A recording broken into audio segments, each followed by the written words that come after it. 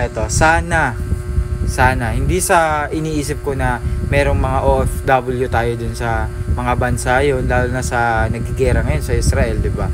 Hindi sana na na maging safe sila, kundi sana maging safe ang lahat ng tao dun. Yung parang isipin na lang natin, 'di ba? Parang isipin natin na isang iglap lang, panaginip lang 'yun.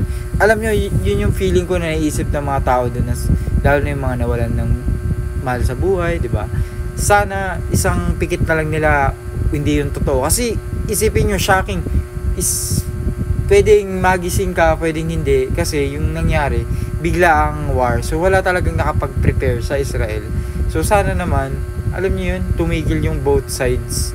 Parang siguro ko sana may genie o kaya may dumating talaga na tao na sasabihin na kayo mga tarantado kayo, tumigil kayo, para kayong mga bata, nagdadamay kayo ng 'di ba? Dadamayin nila yung walang kamalay-malay ng mga tao, tulog, tapos sasabihin nila, "Oh, war na with our nasa war na."